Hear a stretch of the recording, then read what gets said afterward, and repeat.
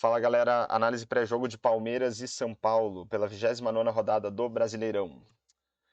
Antes de começar a análise, já fica aí meu pedido para você se inscrever no canal, deixar um like e compartilhar esse vídeo para o YouTube divulgar mais esta análise. Então, começando aqui pelos resultados recentes de cada uma das equipes considerando o mando de campo, o Palmeiras nas últimas 10 rodadas fez 5 jogos em casa. Vitórias contra Cruzeiro, Vasco e Goiás e derrotas para Santos e Atlético Mineiro. 60% de aproveitamento para o Palmeiras nessas partidas. Pelo lado do São Paulo, foram 5 jogos fora de casa. Empates contra Flamengo e Vasco e derrotas para América, Inter e Goiás. 13% de aproveitamento para o São Paulo, que nesse campeonato aí tem ido muito mal fora de casa. Agora vamos analisar aqui algumas estatísticas dessas partidas. Em termos de posse de bola, o Palmeiras tem tido 60% de posse de bola em média, um número de médio para alto para um mandante, e o São Paulo 63% de posse de bola em média, também um número de médio para alto, considerando que é um visitante. Em termos de criação, o Palmeiras tem dado 12,4 passes decisivos em média por jogo e o São Paulo 7, e os adversários 7,8. Em termos de expectativa de assistências, 1,18 para o Palmeiras e 0,48 em média para os seus adversários. Passes decisivos são passes que permitem um chute a gol ou uma assistência para gol, e a expectativa de assistências é uma estatística que mede a capacidade das equipes de levar a bola até regiões mais favoráveis do campo para a marcação de um gol. O jogador que recebe a bola não necessariamente marcou o gol, não precisa nem finalizar para contabilizar na estatística. A ideia mesmo é ver se as equipes conseguem colocar seus jogadores em condição de marcar gols. Então, em média, o Palmeiras tem superado os seus adversários com números medianos aí nessas duas estatísticas, né? 3 estrelas aqui, tanto para passes decisivos quanto para expectativa de assistências. Pelo lado do São Paulo, em média, seus adversários têm dado 10 passes decisivos por jogo e o São Paulo 6. Em termos de expectativa de assistências, 1,05 para os adversários e 0,69 para o São Paulo. Então, o São Paulo sendo superado em média pelos seus adversários nesses dois quesitos. Em termos de finalizações, o Palmeiras tem dado em média 16,2 finalizações por jogo e seus adversários 10. E quando a gente considera a qualidade das oportunidades criadas tanto por Palmeiras quanto pelos seus adversários, a expectativa era que o Palmeiras marcasse em média 1,21 gols por jogo e os seus adversários 0,74. Quando a gente considera também a qualidade das finalizações e não só a qualidade das oportunidades, a expectativa era que o Palmeiras marcasse um pouquinho mais 1,41 gols e os seus adversários também um pouco mais 0,91 gols por jogo. Em termos de gols efetivamente marcados, aí tem um equilíbrio 0,8 para os adversários, para o Palmeiras, 0,8 para os adversários.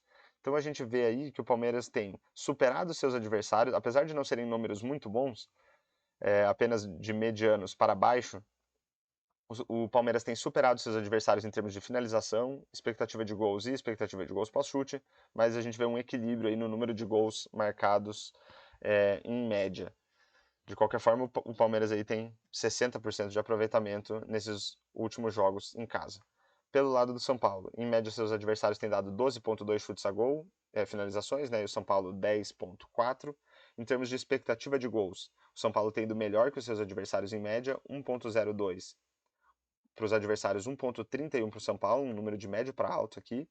Quando a gente considera a qualidade das finalizações, a expectativa era que os adversários marcassem 1,5 gols e o São Paulo, em média, 1,17. Então, apesar do número de finalizações equilibrado, né, 12,2 a 10,4, e do São Paulo ter uma expectativa de gols melhor com base na qualidade das oportunidades, quando a gente considera a qualidade das finalizações, os adversários têm ido melhor, 1,5 em média, contra 1,17 em média para o São Paulo. E aí, em termos de gols marcados, também o São Paulo tem sido superado, 1,4 gols em média para os adversários, 0,6 para o São Paulo. Isso aí se reflete no aproveitamento baixo aí de 13% nas últimas partidas.